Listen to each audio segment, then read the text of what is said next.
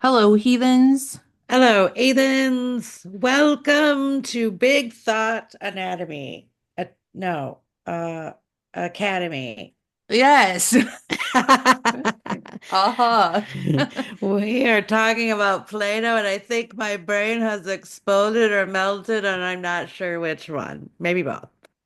I also want to say as much as it is working out very well for me to record every other week, it does feel weird and I do miss the podcast a lot. Then when we do it, I'm like, oh, home. Home. I know, Back. it's nice. Well, it's nice to have I think when you do it too much, you don't appreciate it enough. And then Yes. having these little pauses and breaks makes us actually appreciate it more, Oh, nurture it a yes. little better. Like, yeah, we do want to do this. And yeah, we do want to put in effort and accountability and all that good stuff. It's so, because even um studying what we've been studying Plato, I'm like, wow. And without that reason to study it, to use it in a way that is helpful, I wouldn't do this on my own.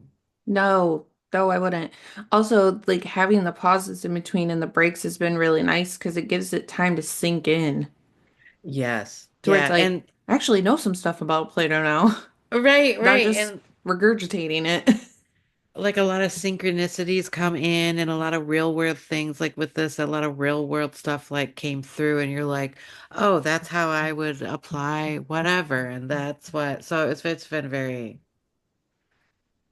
the new world is definitely very interesting. And there's some things that are very useful in it. That's for Yes. sure. Heck yeah, and it's also crazy learning about somebody that was alive so long ago. So So freaking long long. ago.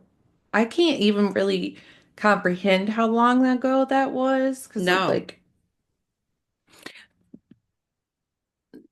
Plato like was that. born in 420 around because we don't have like, t the black white paper about this, but around 420 BC, Yeah. BCE. And I like don't even really understand that fully in Is my that head. it was BCE, like before Christ or something? Error. I don't I don't know what BCE means. Listen, guys, we're not, this is before Common Era. So listen, again, we're not historians. We're not like, we're learning No. too. So, Listen. Yeah. We uh, are students of our own right. the time from year one and onward. Okay, so the letters CE and BCE both within a year mean after or before year one. So this was 428 years before year one. Wait, what the fuck? How And we're on 2025. so before they even started counting, Yes. because Oh, before Common Era, before counting. Haha, that's gonna help. The neurodivergent Spacey said before counting. That we makes got more it. sense. We got it. We got it. We got it. We're getting it. We're getting it. Oh, Oh, we wanted to, before we get too into this right now, we wanted to take a mention of a very, um, now, I like fantasy books, and I don't necessarily think, um, I wouldn't have thought that I would gotten as much as I have out of this young adult fantasy book as I did. And what I'm talking ooh. about is A Court of Thorns and Roses series. When I tell you that there is two layers in this book, like a front talk and a back talk, it's I learned so much about myself that I've been applying since I've read it, that I like breathing. and centering myself, which I know that, but like seeing it played out in a story that I'm so invested in, like, and that I become the character, like it was so, I didn't realize how much it was needed in my life, basically. Here's what I have to say about this.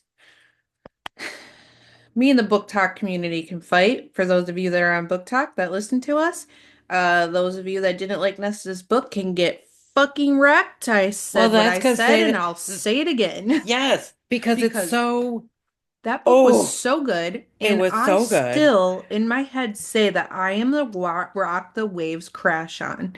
I still apply that. I know it's from a fucking fantasy book, but Nesta's book was so good to me and so relatable and just Yep. so like, whether you want to admit it or not, there's an anger girl that lives inside all of us that would love to go to the bar and get absolutely fucking hammered, screw whoever you want, not feel bad about it, and then fucking wreck a place. Yeah, She's in there. You she's might not be there. friends with her, but she's there. I found her, the darkness in the bottom of my library. Yep. Yep. Like Oh, it's I 11:11. oh Oh. it was hard to read at first though. It was hard to like see those aspects of yourself being so angry to people that love you, being angry to people that like love you, like and knowing that you don't deserve any of that and what a horrible person you are and what a failure you are. Like to see those play out, those dark aspects play out in this was so connecting for me. 100%. 100%. This book series, I haven't read a book, I haven't consumed Consume. entirely. Consume is a great word. That's exactly how I felt when I was reading them. I For haven't sure. consumed a book series like this since Twilight. Yeah. Twilight, I consumed. Yep. Now, don't get me wrong, was it the second or the third book when he leaves? I think it's the second book, right? Second book. The Yeah. second book when he leaves. That one was a little hard to go through, but we got through it and then we just consumed again. Right. Right. This book series I devoured. I was up almost the entire night finishing that third fucking book, The War. Was it The Yeah. War is the third book, I think, or the fourth book? It's the That's third the one fourth. It's the or the fourth fourth one. one. Yeah. Consumed. I couldn't Yeah. stop. I could not put it down. I was reading it when my clients were processing. I was reading when my clients weren't there. I was reading throughout the day. I was get rushing home to read. Yep. My that book consumed my life. Those books consumed my life. And Nesta's book was so goddamn good. Oh my God, that book was so good. It was so good. Um, I will say my only criticism of that book is the ending, and I felt like she rushed it because we went from her killing the queen, and we didn't have a moment for that, to Farah, to like her, well, I'm sorry, her winning the blood right. Oh, this is probably all stuff that if you haven't read it, I just gave it all away. Anyway, We're gonna not assume you guys sorry. have read it because the I don't, series has been I'm around. so, right? I'm so, yeah, I don't Skip even care forward. at this point. Right. She won the blood right. She killed the queen. And then she had to rush to Farah. And we had a whole moment there. And I was like,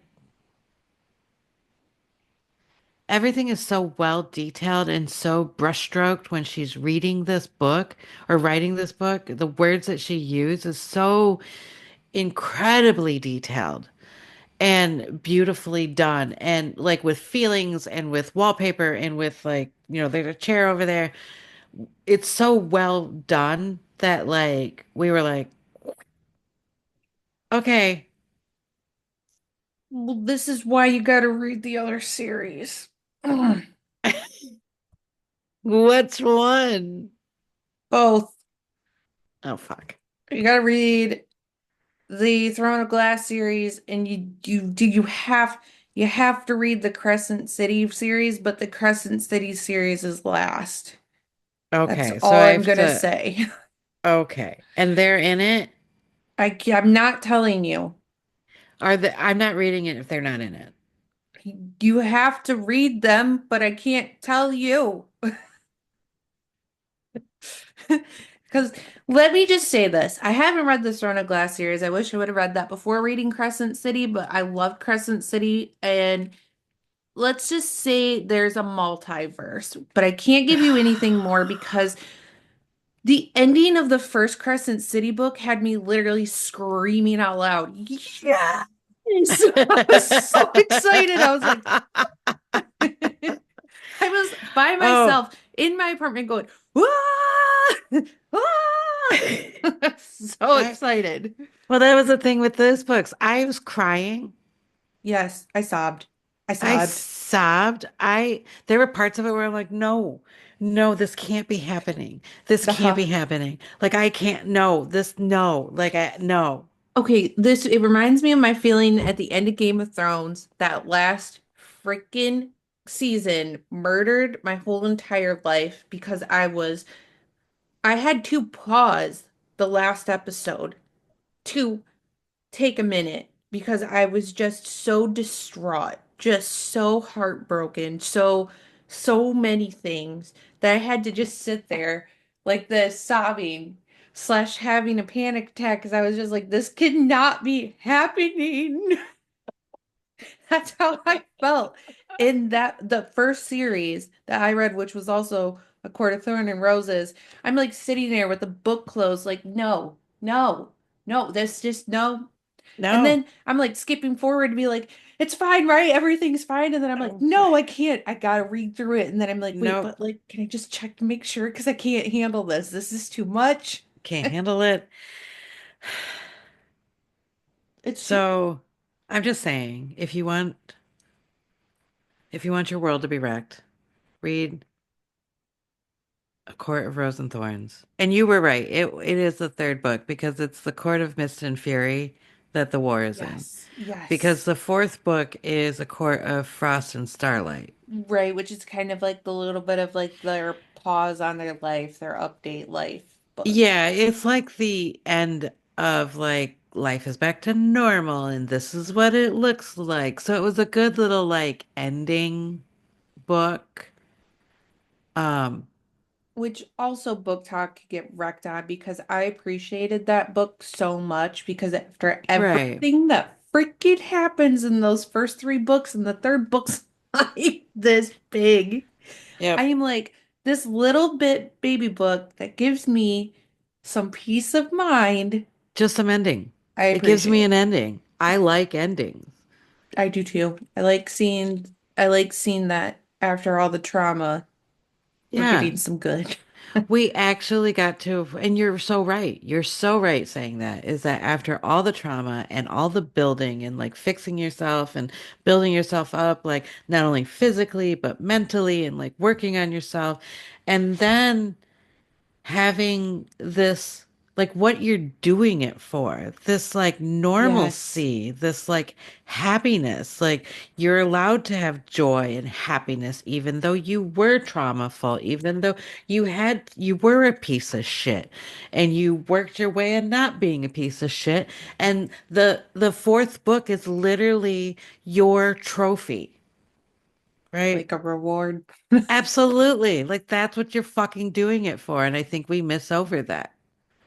Yeah, and on top of it, man, I here's the thing is I don't want to be invested in a story for it to just all of a sudden end. I don't. I hate that shit. Bothers the hell out of me. I hate an ending that leaves me questioning what the hell happened, especially when I've been that invested and you're gonna tell me you're not giving me another book to give me my ending?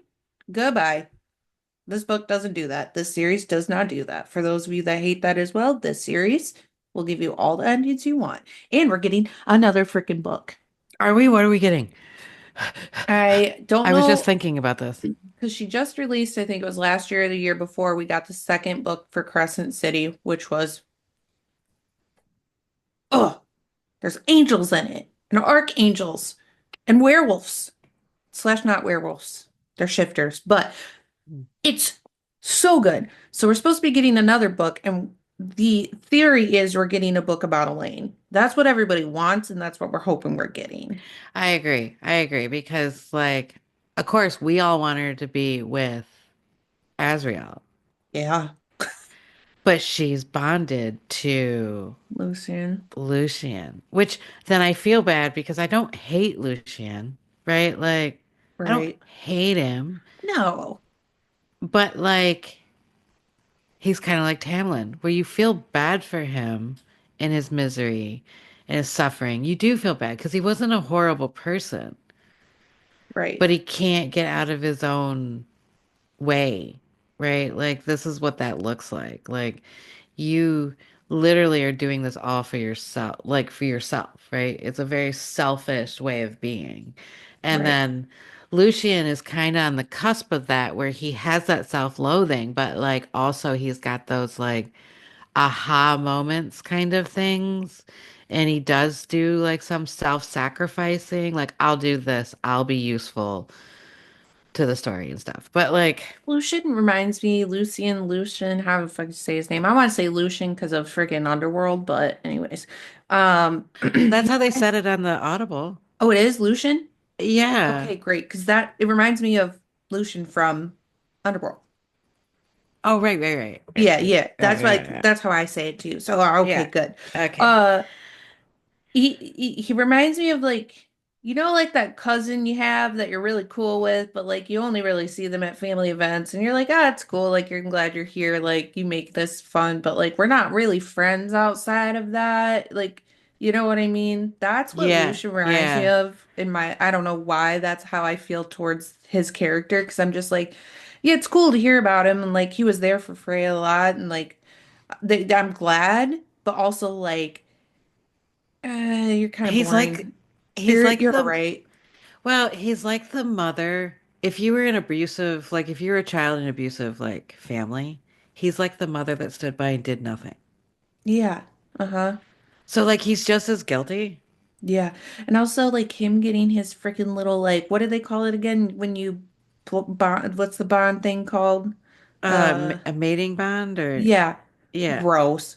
I don't know why. It just I don't know. When it was You're recent, there was like this whole thing of like we're gonna like we're so in love with her, but also we're respectful about it in some weird, dark, mysterious way. Fine. Love it. Great. well, and if you notice the difference between like how Rhysand and Cassian, how those two didn't tell their mates that they were Yes. mated, and Yes. they waited for them to like woo them and date them and like make them kind of see that like falling in love with me, how whatever, right? Like that whole process of like instead of him going, you're born. You're literally born, and now you're like, you're my mate.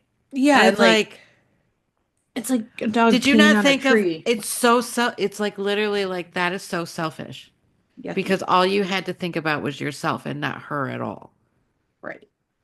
Dude, I could sit here and talk about this book and break it down. And if we wanted to go that route, I am all for it. And I will read.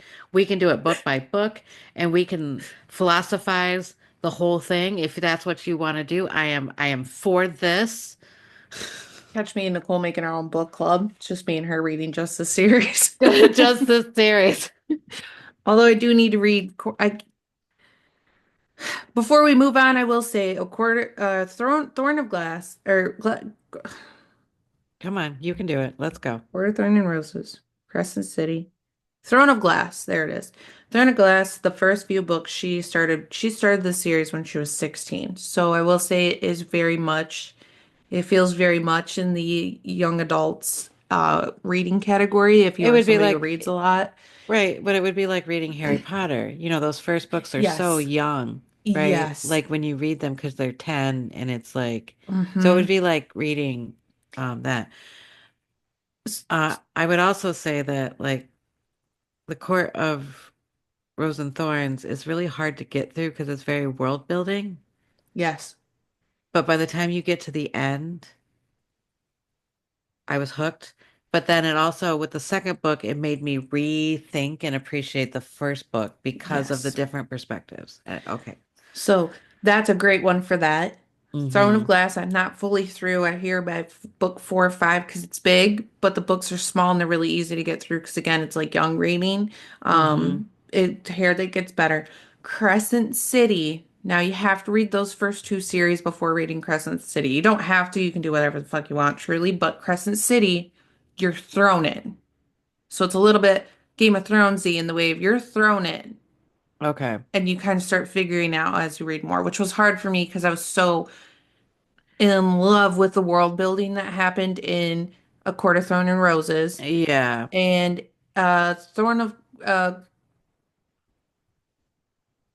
why am I keep dyslexia Grass. is Glass. friend Throne glass. of glass. Yeah. Yes.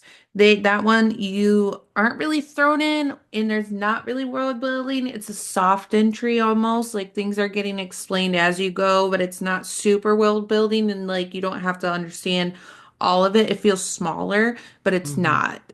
Mm-hmm. It's a soft build in, but then she did straight world building and then that last series Crescent City is you are thrown in, baby. Okay. That's good to know. Yeah, that one took me a minute to get through the first book because I was like, wait, who again?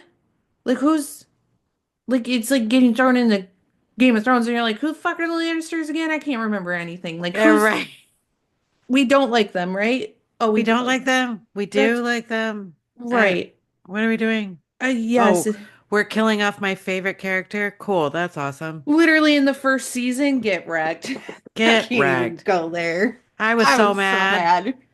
And Oh, then I literally stopped watching it after the Red Wedding because I was so pissed off. oh God, get so wrecked. Get so I wrecked. was I was so so pissed mad. off. I think I stopped watching it for a good 5 years.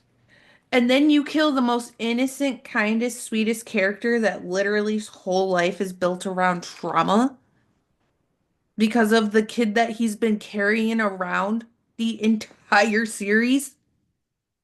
And you kill him in the most sad way to where I cry every time I Yeah. watch it. Wrecked. Wrecked. Wrecked. I can't. Justice for Hodor. Mad. Mad. Mad about it. Yeah, That's mad about it. yeah, okay. I will say I want to put one wish out there. And obviously, I want it to be manifested in the material world in the most spectacular and highest way it can. But I would really, at this point, what I think would be best is if HBO picks up a Court of Rose and Thorns series, because I think they could kill it. Well, yeah, sis, you're not alone in that. There was a whole uproar when there was talks of it being picked up by Hulu. Right. Book Talk was not happy. Or Well, they haven't done anything fantasy like that. And if they fuck this up, like the wings, the details in the wings alone, because if they look like CGI, I'm gonna have to murder somebody. also, like, if you're gonna do love scenes, you better do them right. Because these scenes are, they make you feel something in your heart, man. Right, right. And there's ways of doing it, like especially with True Blood. Um, Oh, so good. and I think HBO really like is the art of you know, it'd be really good if they picked it up was is the Wachowski sisters, the ones who did The Matrix and like Oh, Sense8 and all that. oh, yeah, Like I yeah, think yeah. they would do a really good job because they did a love scene in Sense8 that made me.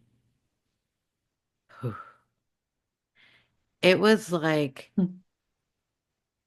all of them merging together in the most beautiful way and it wasn't gratuitous. Do you know what I mean? Because there's like a fine line with like nudity and lovemaking and all that kind of stuff where it becomes like gross, Hmm. where you're trying to do too much to it, where there's a part of it where sensuality is so beautiful and like, you know, it makes you feel a certain way where like it's just a very fine line of like um, sway one way or the other and you could wreck it. Yeah, agreed. So those are my wishes. I expect them to be done. No. Right. Okay, half hour intro, sorry. So sorry. I'll put it in the show notes. If you don't want to listen to us fuck around for half an hour, then skip forward because this is what you get when you get us every 2 weeks, okay? Heathens. We're heathens. This is what you're getting. This is what you're getting. We can't be tamed. We are wild creatures. Thank God. They've tried to tame me for 48 years and they have not succeeded yet. 31 here and keep on Right. pushing. Good There we luck. go. There, good luck. Okay, so Plato's life, we're talking about a journey into the mind of classical thinkers. Yes, What and I've to be got. clear, because if you haven't heard of him, what rock do you live under? He's a Greek philosopher. Right, right. Look him up, talk to Chad about it. I don't know. Get your life right. Right. So, as I was going through this, the first thing that I really noticed is how and this makes me, the next book I'm going to read once I get my credits again on the 14th, is The Republic. Yeah. It made me really want to read this and really dive deep into him because a lot of the stuff that I see that's happening now in like his big thing, one of his big things was that he didn't believe in democracy because it always ended up like in a way. And it was so weird to like research this now and see the similarities of like what he predict would happen in a democracy is happening kind of now in our society now. And the fact that he lived so long ago is like blowing my fucking mind. The fact that he was like, no, this is what's going to happen. And you're like, yeah, yeah, that's what happened. You're like, no, actually, that's like, that is what's happening. Right. Like that's wild. It was wild to me. So that's my next project is to read The Republic because I need to know everything this man knew. Yeah. So some of the stuff like intro on him, Pluto, ancient Greek philosopher, remains one of the most influential figures in the Western philosophy. His works have shaped intellect's landscapes for centuries, addressing profound questions about reality, knowledge, ethics, and politics. This, oh, I guess I wrote this. This document delves into the life, his philosophical contribution, and metaphysical views on life and thinking. So some of the stats that I have are he was born in 427 BC in Athens. He came from an aristocratic family. His influences were Socrates. Socrates was interesting because, and we could do a podcast on him too if we wanted to, I guess. But because Socrates was Pluto, Plato. I don't know why I've been calling him Pluto today. I haven't done it except for today. Plato was a student of Socrates and was deeply influenced by his psychological methods. And one of the profound incidences in Plato's life was when Socrates died in 399 BCE.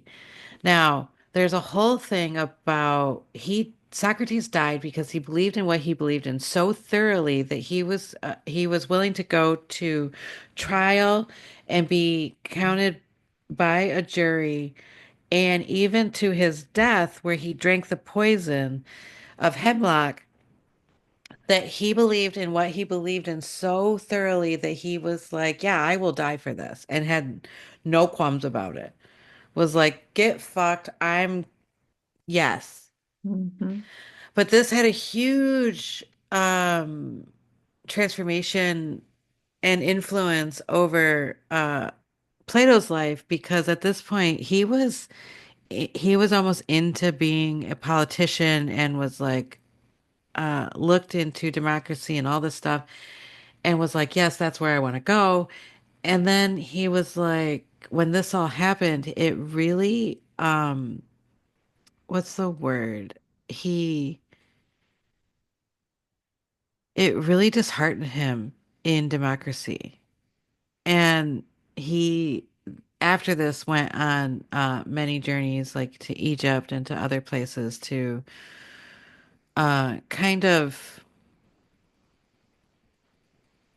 find himself and get out of his small world in Athens and go talk to other thinkers and really build this like um I don't know, it's like building his brain, collecting books in his library, like having his thinking be bigger than what it was in just Athens.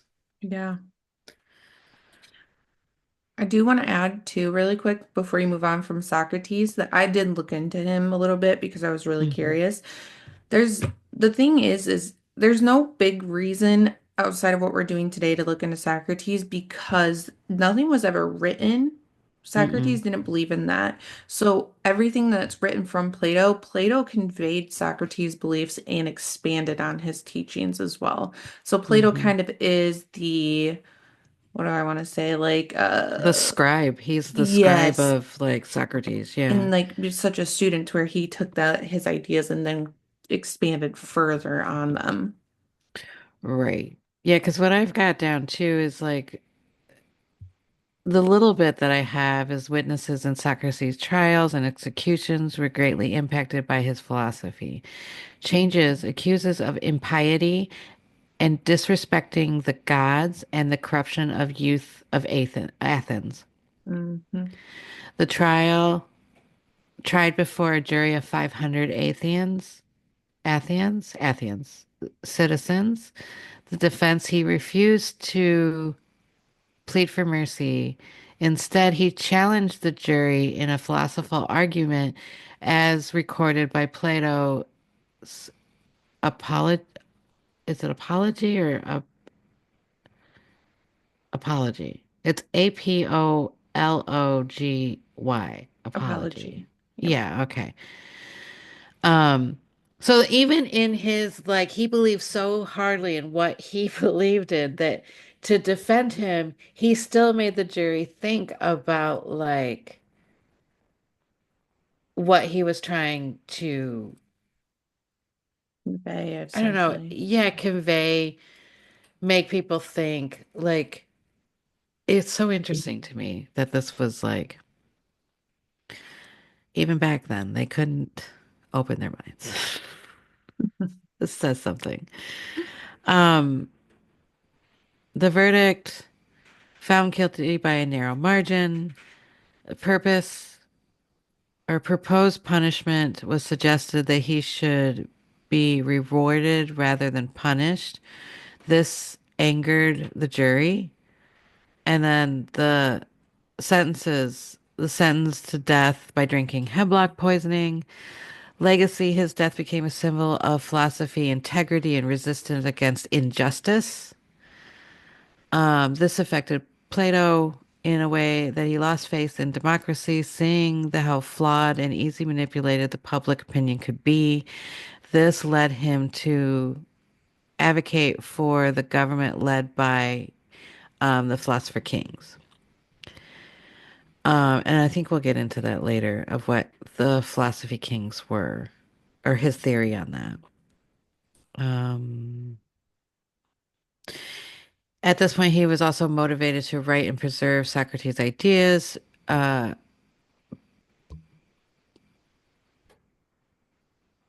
since Socrates left no writing, Plato's dictated much of it. His life to recording his teacher's ideas in dialogue and like apologies, crypt, crypto, and Pladio, Palladium. Phaleo, Phaleo. Maybe. It's Phaedo. Plato? Is it Plato? But just Plato. Plato? I Plato? don't know. It's one of his writings though, so you'll Hmm. see it. Um, The influence on his theory of forms, the injustice execution of reinforces Plato's beliefs in a higher, unchanging realm of truth beyond the flawed physical world, which we'll get into later. The cryptic of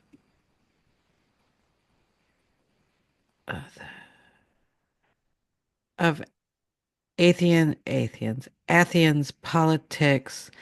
Many of his works, including The Republic, criticizes the democracy ruled and the explored of better forms of government.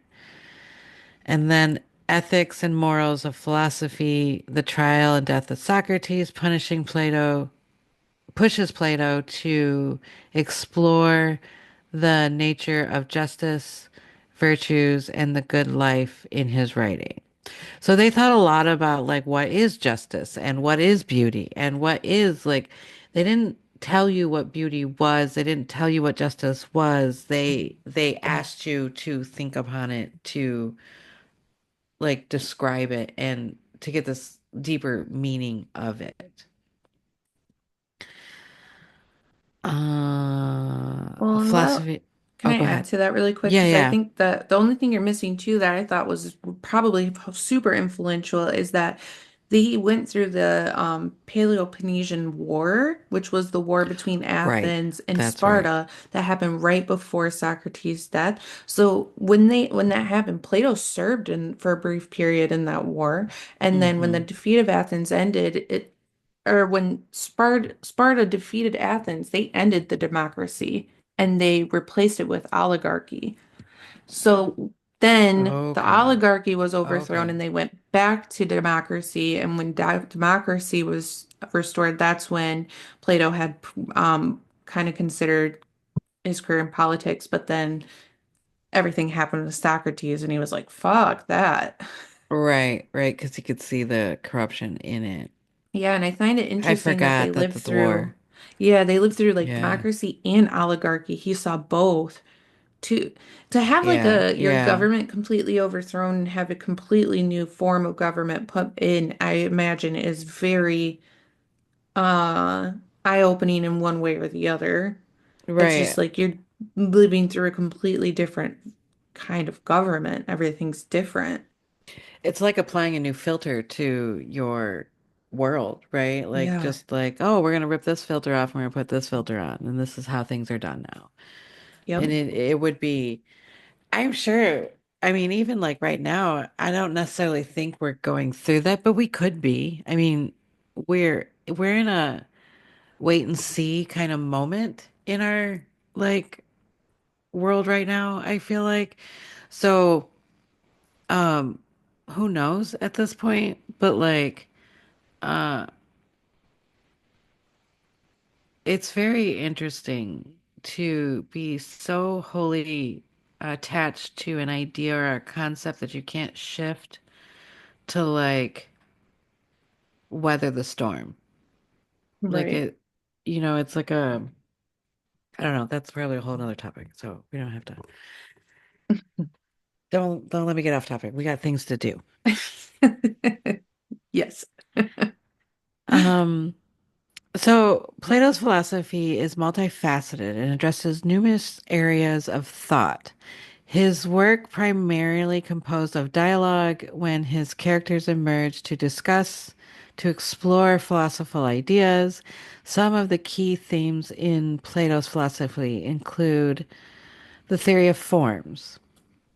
So, the theory of forms is a Plato's philosophy of the theory of forms was basically like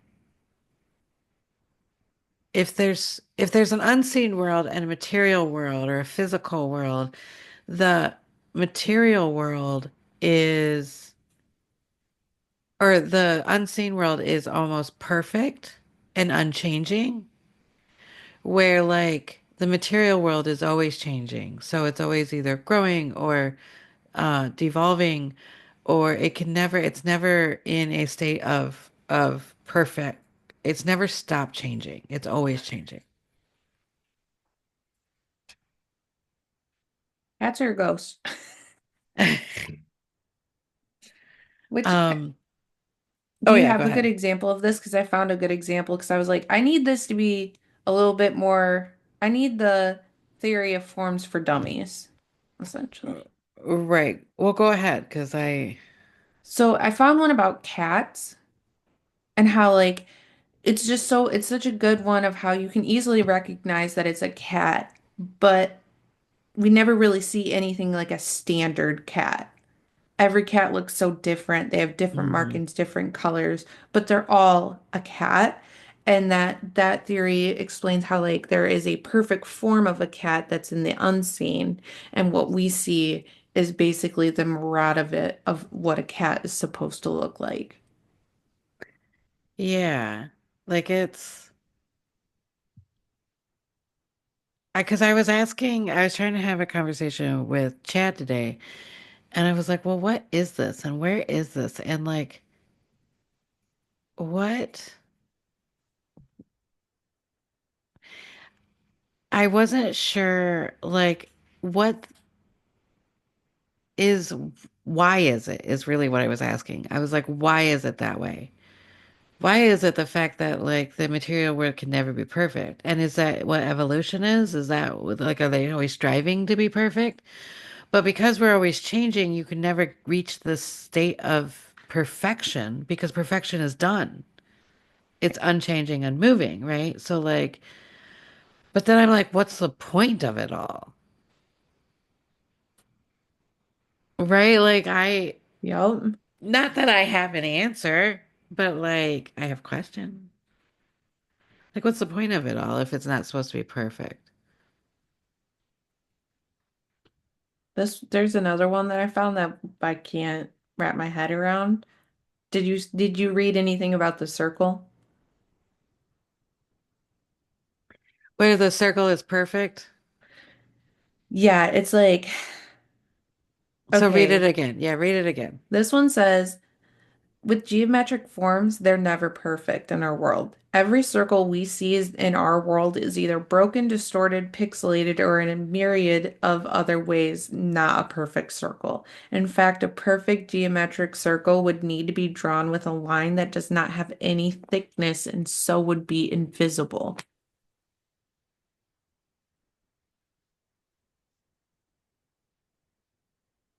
What? That's what I'm saying. I'm like, I it makes just sense, but it doesn't. okay, I've got it. They just dropped it in. I've since you said circle, it helped me. So, and maybe this will help. So, let me know. So, you know when you're looking at the moon and it looks fucking perfect?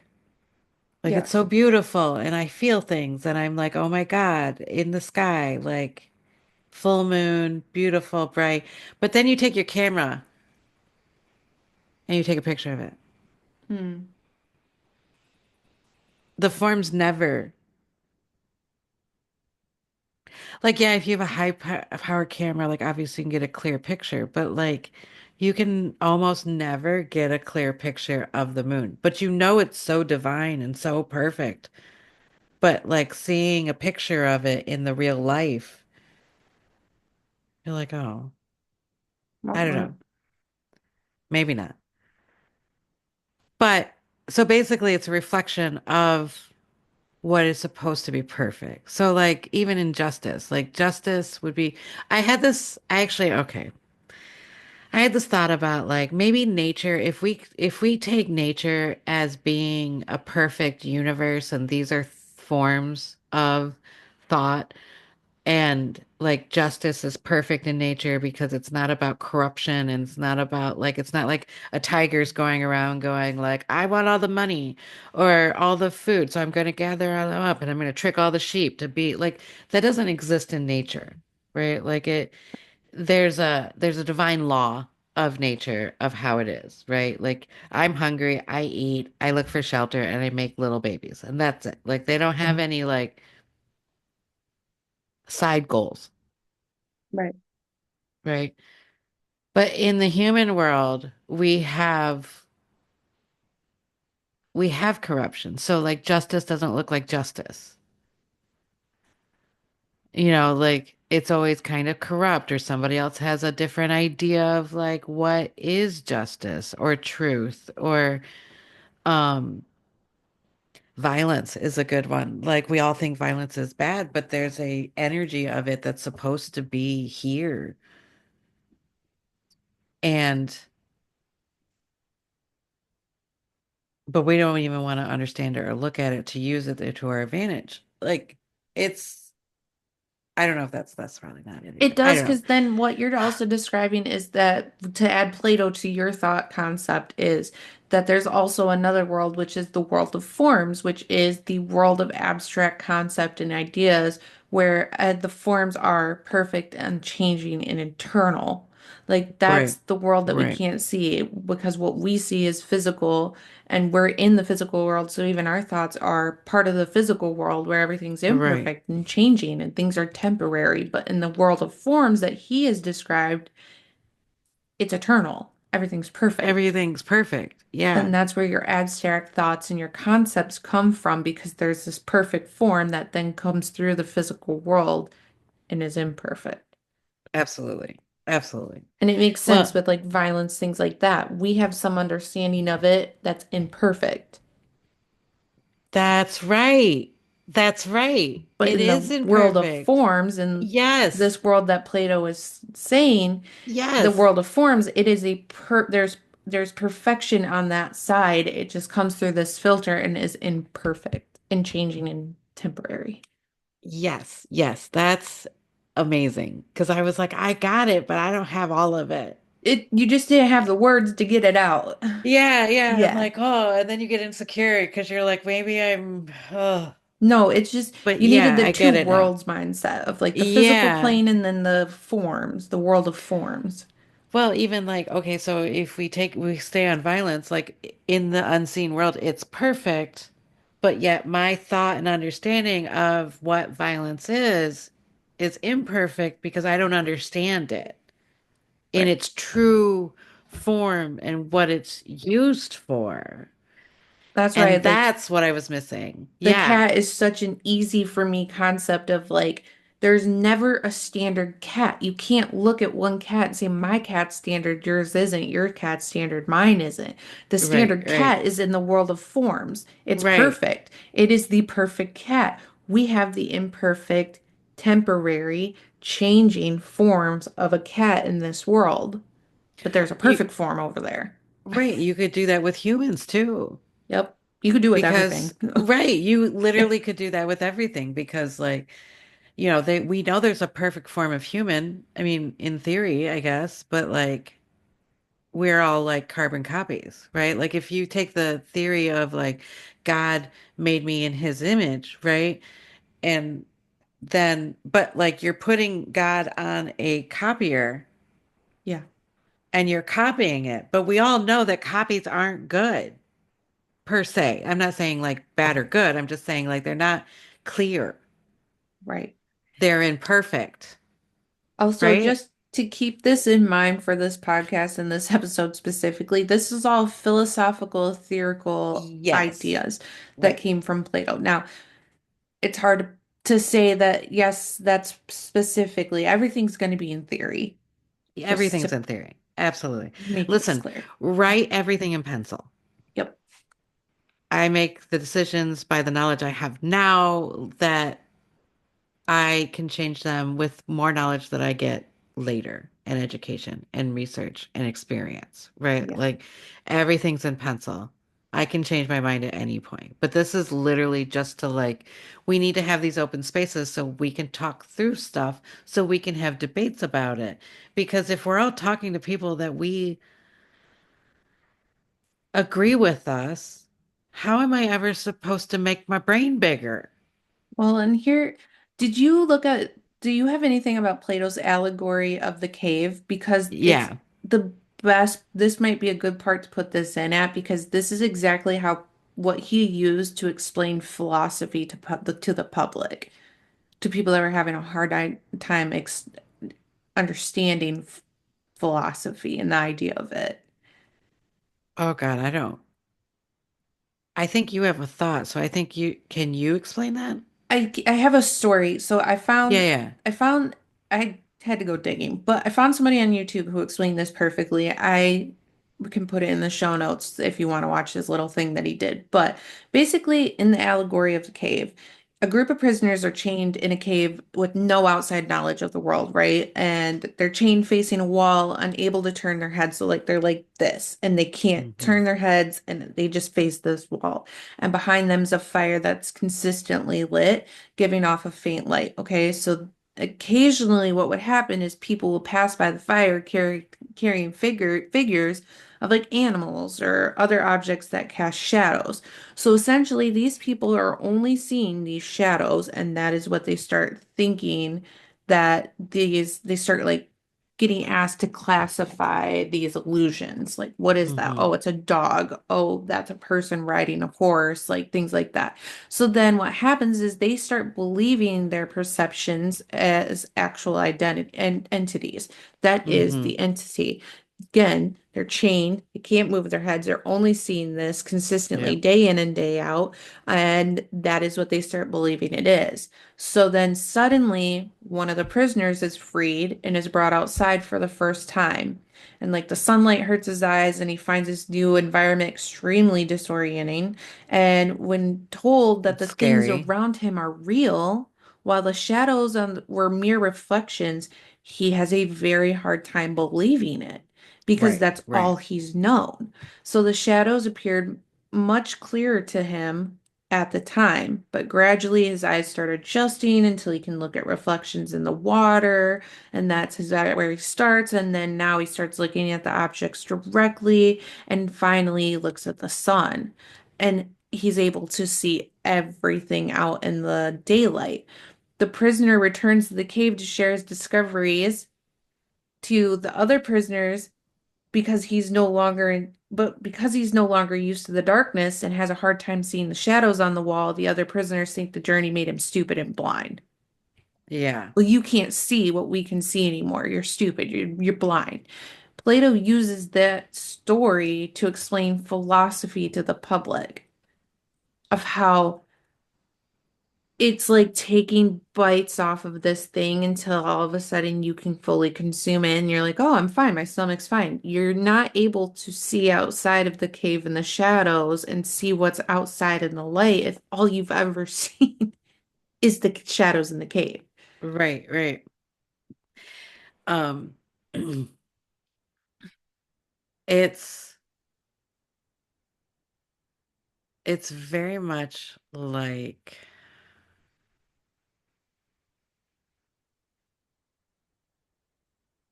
oh, I don't know. It's so interesting to me because I do feel like sometimes this is exactly what, like when you're talking to somebody that tells you you're stupid because you're, thinking like, but what if this is real? And they're like, are you dumb? Yeah. Like talking about ghosts is a good one, right? Like whether you believe in them, Yes. whether you don't, it's fine. We're not trying to talk about that. But if I come up to you and you're a non-believer and I am a believer, you automatically think I'm stupid. But I've had experiences, I've had like things where you couldn't tell me any different, that, like you couldn't, I know this is true, but you're going to call me stupid and blind because you've never experienced that. Because you are that it's such a good analogy to give to somebody to try to explain like your belief system or things you've experienced or things that could be considered theory or philosophy to somebody that doesn't have those experiences to try to understand. Right. I love the allegory of the cave. I was like, It was great. that was But great. y you could put it in so many things, but then you can also question yourself, like, am I in the cave? Am I out of Exactly. the cave? Am I seeing the whole truth, or am I only seeing the reflection of what's being shown to me? Right, you could be at the stage of looking at the reflections in the water. You can't look at it directly. No, right? Like you have to like, and you can see how like maybe even like the shadow of the soul as you're coming out of the cave and it's so bright. and you have to like unlearn what you've learned. Like that's this dark night of the soul because it's not very comfortable and like um it's not you don't necessarily like it. Like it's not like, oh, enlightenment, so great. Like it's not Right. Hmm. because you realize that there's shit that you got to tear down about yourself because you were doing things that weren't necessarily, I don't know, in the best way I could say it is in your highest good, right? Right, like trying to look too directly at something when you're not ready. It's like, Yeah. I think what the way that this works in metaphysics for my mind is it also helps to describe the fact of think about how crazy you could go if you tried to look at the sun directly after you've been in a cave all your life. Yeah. Yep. You'd How probably burn your eyes out. your eyes would hurt so So bad. bad. Yeah. It's like they could be expanded on in the way of like, this is exactly what it's like. You could be looking in the reflection at the water and be like, okay, I saw a bird go by. But then you look at that bird and you're like, "Ugh, no. It's so many colors. Yes, there's so It's much not happening. it's not the same. Right. It could make you put you over your mental threshold. Absolutely. Absolutely. Because, like, even if you start thinking, even, again, with the ghost theory, is that, like, you see a ghost for the first time when you've been a non-believer. Yeah. This fucks your shit up because you're literally like, am I crazy? Am I going crazy? Did I see what I just saw? Like, there's a lot of questions that you have to ask yourself because this thing that you thought was non-existent is now been existed in your world. Yep. And you're like questioning everything at that point, right? It's something that like wakes you up, which I hate that word, but like it's something that makes you more aware of like things that you weren't aware of before. Like I didn't see that, Yeah. and now I see it. It's good. It's a really Yeah. good, it's a good little story that I'm definitely keeping in my back pocket because I'm like, it's just such an easy way to describe like he used it for philosophy. I'd use it for, I guess you could say theories and beliefs. He too. Like it's just it's easy one to be like, you know, being in the cave isn't a bad thing. You're getting taken care of. You're good. But like Yeah. I saw a ghost. Right. Well, and it goes to show you too, like I think a lot of times we get into these realms of like, especially if you're uh going to therapy, working on yourself, trying to figure out like why do I feel miserable? What can I do to change that? Um, and figuring out all these things along the way is that then you go back to somebody else. Well, you're in misery because you did it to yourself. And they're like, no, I didn't. I'm a victim to everything I do, everything that has happened to me. And we're like, you're, but you did that and that happened because like you drove drunk and then you crashed your car and then you lost your license and then you went to jail. Like, no, they did that to me. It's like, no, but if you didn't drink in the first place, you wouldn't have crashed your car. If you didn't crash your car, you wouldn't have lost your license or your insurance or blah, blah, blah, right? Like, Yeah. you did it to yourself, but you're unaware that you did it to yourself. Yeah. And that's the hard part because a lot of times we're like, no, but really, okay, like I can't, you can't, not everybody wants to like It's see kind of a that. mean analogy, but it's like the thing of like you can lead a blind horse to water, but you can't make it drink. Right. You could literally like hold it up to its mouth, but if it doesn't want to drink, it If it doesn't want doesn't to want to drink. drink. Right. Right. And That's I think we all come, there's almost sometimes like something has to happen, and maybe it's divine intervention is the best word I could say that makes you start to like, wait a minute, that doesn't exist, and now it exists, and now I have to question everything because I thought this was it. yes. And I think that's what is really good about the allegory of the cave is because you can literally, you start to have to think about like, well, if I am in the cave now, what am I not seeing? What am I seeing that isn't necessarily true either? You start to have to question everything because they even think, I think at some point they said, like, you're never really out of the cave, you're just in another cave. Yeah. Right? Like you get out of the cave and you see the light and everything like that, but then you're like, "Oh no, I'm in the cave. That light is just a different light behind me and I have to question that too." Yeah. Like In my head, it's like you run out of the cave and then you're like, ooh, too much, back in the cave. Then I'm gonna try again. Too much, back in the cave. or like a level system. Like if you were playing video games, you would get through the cave and then you would come out of it and it would be like, "Oh, next level." Yes. And you're in the cave again. It's a different cave. It looks different. You're like, "No, no, I'm not in the cave. Yes. I made it out." But yeah, I'm in the cave again. And then you have to go through the whole process again. Like it's a whole thing. Good God. My brain. It's a good one. It is. So let's see here. Where where were we? Let me think about what I want to. So he had a whole thing in the Republic that I have not read yet. Um, he had some thoughts about justice and the ideal state where he thought that justice should be um he argues that the justice in the state mirrored in the individual soul, which consists of three parts, which is reason, spirit, and appetite. And individuals in those reasons rules over spirit and appetite, creating harmony between balance. So if you had a balance, like reason has to rule over your spirit, which is,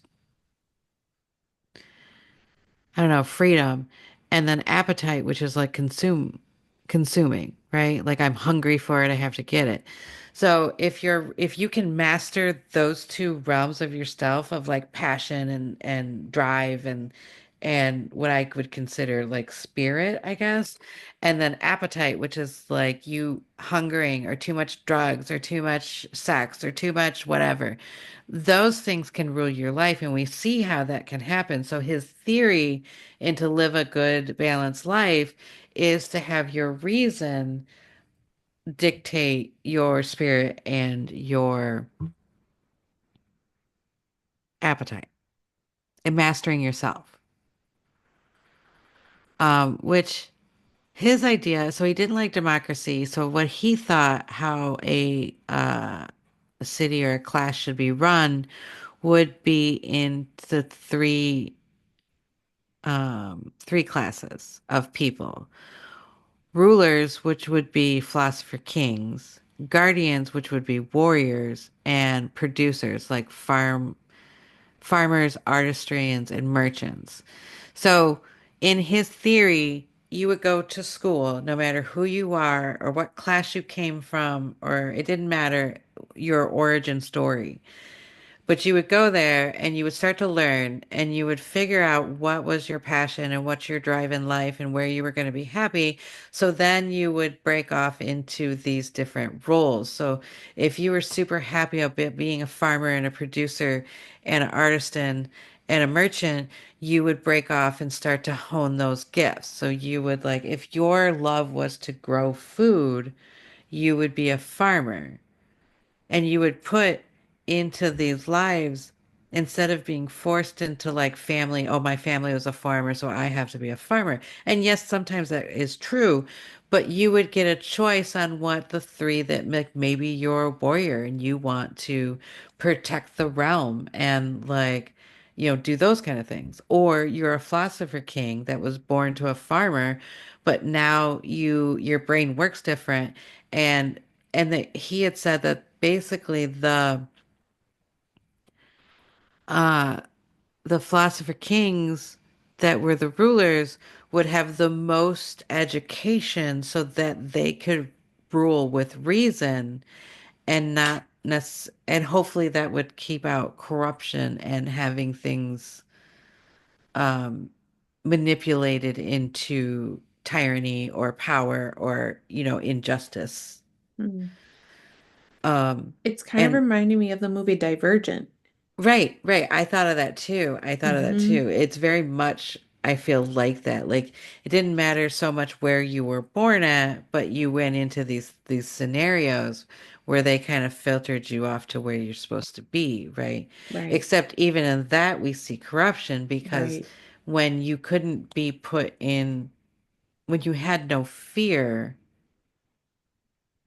is when they were going to kill you off, right? Like Yep. that went against their philosophy, their training, their corruption that they were doing. Yes. Which is interesting because I almost think it almost makes me believe that, or have a thought on that if there is corruption in a city, town, democracy, community, that you automatically, with that corruption, calls forth the birth of somebody that's going to challenge that corruption. Right? Yeah. Like you almost have the rise of maybe it's the hero's journey, maybe it's like um somebody there to literally question your authority on that. But I have no other thoughts on that. That's it. That's the way it. Um, in the state, just as it happened, each of the class performed a proper role without interfering with each other. Um, but yet the philosopher kings, the rulers, were governed with wisdom and knowledge. The guardians would protect and enforce laws of courage, and the producers were and workers and artisans would provide for the society and their material needs. The key principles were meritocracy, people assigned to roles based on their ability, not birth, education, essential for cultivating wisdom, especially for the philosopher kings. And the allegory of the cave suggests that only philosophers who seek knowledge beyond appearances should rule. So this would be the structure of the society that he believes that would bring harmony and balance and the common good. And that would be the main aspect would be the common good for everybody. Yeah. So um I don't know if there's ever been like a time, which I would think it would since he lived so long ago and these were produced so long ago, I wonder if there's any kind of like societies that actually tried to e- endure this or put it into play. All I can think about is an anime I've been watching that reminds me of this, where they have the Kage, which are like the township leaders essentially, and then they have the Shinobi, which are the protectors of each township, I guess you could say, or city or whatever, and then you have the merchants, and they all had different schools. Yeah, yeah, and I think if we actually, I've always thought that it like, God, it would be great to be nurtured in a place where you love to do that it was satisfying for your life. Like I've just realized like embroidery is satisfying to me, right? Like the whole making. I realized like there was this thing where like I was on my phone for a couple hours and I didn't have anything I didn't manifest anything, right? So then it almost feels like a waste of my life, right? So then I'm like, well, now what do I do with my life? Right? Like so I picked up embroidery because I wanted to. It's almost a combination of a bunch of things, like weaving in time, and you know how spell work is like weaving, and I could like have the intentions while I'm creating this, so that way I could do talismans for us when we were out on like are when we're cleansing houses because of Mhm. the attack that I had back last year. So with that thought, I was like, oh, if I can do these things, I can put in the attentions that I want as I create it. So then we have a talisman that has been literally woven with spell work, right? So as I started picking up embroidery, I'm like, it's so satisfying to me, like pulling it through and doing all of that stuff and losing myself in it. And like, then all of a sudden I've done so many of them. Like they're so, even in a short time, like it's just so satisfying to do these. And like the feel, and obviously like I'm into hair, so it kind of correlates to it, right? Yes. Um, where the fuck was I going with this? Because we were talking about like how it's cool. You were talking about being nurtured. Right. So could you imagine having a society that where you were like this, like farming and planting seeds were so satisfying to you that that's what you did for the rest of your life? Right. Like, and you wouldn't care about it. You didn't have to go, you didn't necessarily have to go on vacations, but you could. You didn't have to like take a break at home and be like, oh, I gotta go to work again tomorrow. You wouldn't necessarily have to like endure and wait for retirement. Like that kind of society and that level of satisfaction in your life. Like that's such a far out conversation or concept to me that like how do you even start that? Yeah. Which I feel like you and I are almost there. I Like was just gonna we say, I feel love like our we're a little job. biased because like Yeah. I miss my job when I'm on vacation. Right, right, Don't get me wrong, I still need breaks sometimes because it's not just doing hair, right? And I love people, obviously. I wouldn't do hair if I didn't. But if I had to imagine that my job was just doing hair, I would probably 100% be fully for it all the time, never complain. right, right, And it's not to say again that I don't love my clients because I do, but having human interaction when you have stuff going on in your personal life as well can be really daunting right. sometimes. Well, and that's the whole thing is it doesn't not come up with like stuff that we have to endure and be and like Chelsea and I were talking about this last night is like you don't realize how much that's weighing on you in one time with that because running my own business even though it's just like me and her like I still have to like provide, make sure that I'm responsible, make sure that I've got like everything, all my little like ducks in a row of like I have color and I have developer and I have, this year I had to get a blow dryer and I had to get a new processor and I had to like I also got to make sure the floor's clean and like so these little tasks that I have to do to make sure the whole world is runnable Mhm. to somebody that wouldn't like that, it would be overwhelming. But to me, I do it pretty well, I would say. I would say so too, because for somebody that didn't like it, and it was extremely overwhelming to the point that I let go of a lot of responsibilities that I definitely had to do. You do it very well. For me, it was very overwhelming and like I that is not where I shined within my Hmm. career because it's like it was too much for me and to watch somebody else do it so easily and it's always like God, like yeah, that's you're really good at that. To me, you do that easily. Right. And I, would never even think about it. It's just the fact that I have to do it. Right. Like it's not like Right. I,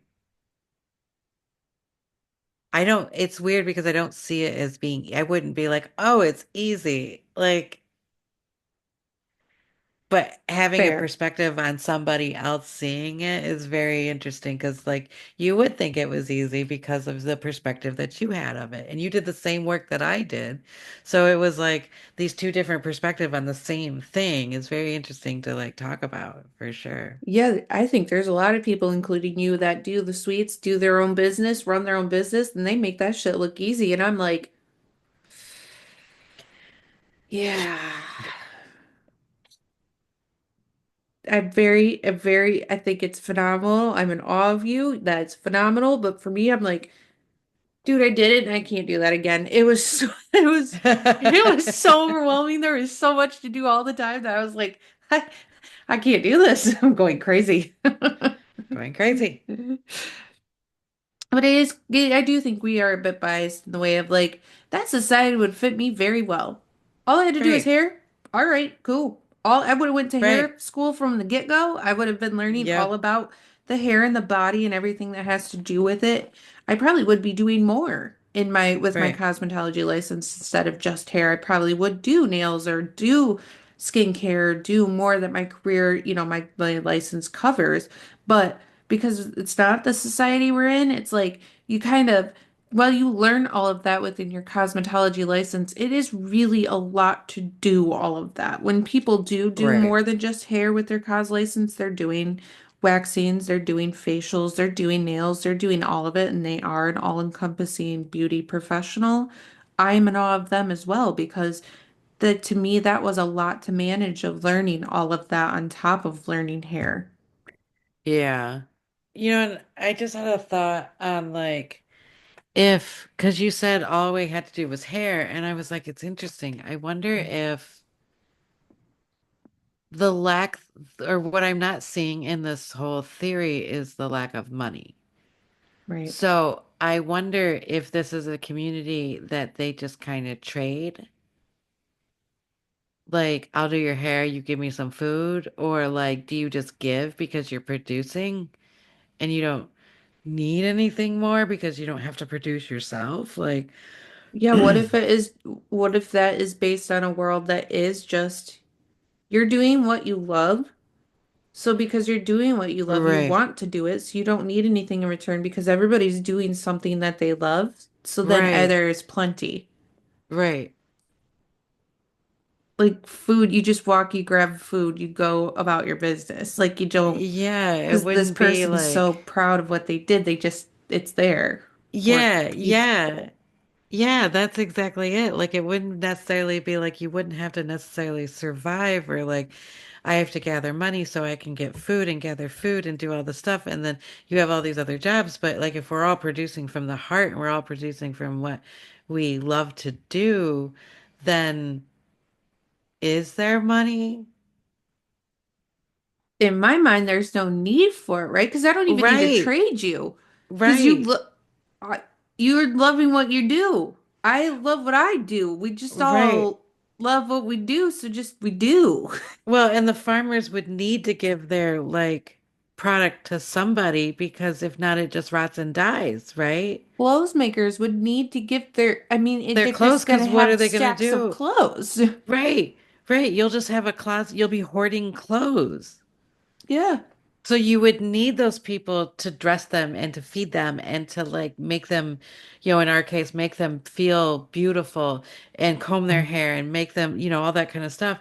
And then you would need them. It Plus, wouldn't be like, the money you needed, it would be the person you would need.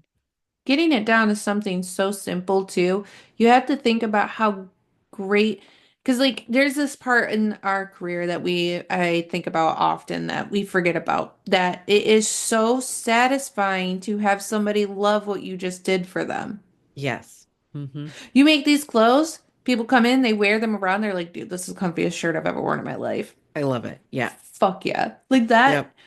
and a world based without money, and a world based just purely on giving and taking equally. It would be about the satisfaction you get, the fact that somebody else loves what you did because you love what you do. Yeah. Yep. Yeah. Because then you wouldn't even be like, well, they got more than I did because you would be so satisfied in what you were doing that you wouldn't have to compare yourself to be like, well, she took more tomatoes than I did. You wouldn't Right. even have to take more because you would be enough all on your own. Yep. To be so satisfied that you wouldn't have to, you could leave the toilet paper on the shelf instead of hoarding it. You could leave the eggs on there because like you only take what you need because you're satisfied and you know how to do this, right? Like Yes. What a it's so concept. right? Like it's so wild. All right, we're starting our community, our commune. Let's go. I always say if I hit the lotto, I'm building a tiny home community. Yeah, You can we're have doing it. more if you want to, but it's based on trade. We're helping. It's not a, this is a, I sound like a fucking hippie. I know, right? Which fine. I'll I think the sound like a hippies were hippie. onto something. Yeah, it just was, We they don't have just to have needed, this love and light bullshit though. It's just no, we we could, can't have just that. it's just we're all giving and taking and it's equal and it's easy and we just enjoy each other, but also when we have hard moments, we respect it. Right, right. Easy. You know, like Easy. if your crops didn't, weren't successful, there wouldn't be like shame or anything like that because that would just be like, oh, well, we got to come together and like because we know that we're all gonna have hard times at some point, right? Yeah, because it's like, think about it. For me as a hairdresser, a lot of clients will bring stuff. I know this happens for you too. Like, if clients like have, dude, I have so much fucking lettuce. Could you use some lettuce? And I'm like, fuck yeah, bring me your tomatoes, dude. I'll eat that shit. Like, bring me whatever you want to Yep. bring me. I will eat it. Like, Yeah. it's kind of like that where you just don't think about it. It's like, hey, do you want this? Because like I have a shit ton of this and I don't want it to go to waste. It's gonna go bad. It Yeah. would be that consistent concept of it's just that simple. You don't have to give me anything. I don't want anything in return. I just don't want it to go to waste. Right, right. That's it. That's all I want. What a concept. I love it. So go out, study Plato, and read The Republic. I'm pretty sure he's got other readings and stuff like that. Um, it'll change your life, that's for sure. Make you think deeper thoughts. Yeah, for real. Hmm. Make you want to change the world, man. We're gonna change the world. That hippie bullshit, but also that hippie bullshit. But also the hippie bullshit for sure. Well, that's in the books. So what are we studying next time? That's so funny you say that because I just realized I should probably look at that. And as you were saying it, I was running to go and grab it. Uh-huh. Oh, yay. Okay, so I think I kind of told you guys at the beginning of this season that we were doing a couple more big people that we wanted to study, and then we're moving into some freaky deaky stuff. We're doing the Bell Witch haunting. Oh my God, I'm so excited about this because this story is wild. And Wild. there's documentaries on it and there's like I have theories about it that I think what it is compared to what it isn't and like I don't and then I would love if you and I did a road trip to what is it, Tennessee? Yes. I think it's Bell, Tennessee. It is in Tennessee. It Because we is can go in the cave. Robertson County, Adams, Tennessee. Adams, yeah, okay. Adams, Tennessee. That'd be cool. Because we could go, they rebuilt the house, the original house, and you could see the house. I think you can tour it or whatever. But then they also have the cave. So we could go into the cave. And since we're talking about Plato's cave and now we're going to go into a witch cave, yes, Yes. all for the caves. Yeah, our next couple episodes are going to be like our gothic side of ourselves, so you're welcome. You're welcome. We're going to go through our goth phase. Yes. Yes, very much so. I'm Right. excited to talk about that and research that more. But Hmm.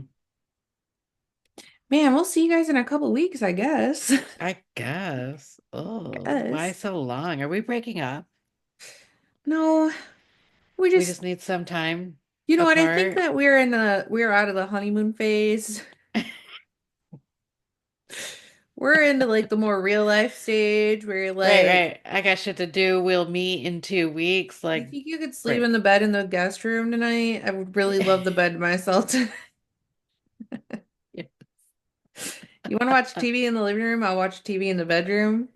Right, right. Does that sound good? That sounds amazing. I like it when our relationship gets to this point. It's so much trust and like, Comfort. yeah, trust and comfort. And like, hey, I need a minute to be by myself. And you're like, okay, cool. I'm gonna go fuck off in the living room. Does that sound Right. good? That Sounds sounds good? Good. amazing. Great. Yep. That's where we're at, peeps. But heathens for the peeps. Heathens for the peeps. For the peeps. All right, peeps. Well, we will see you in a couple weeks. See Have you good later. weeks. Yep. Bye.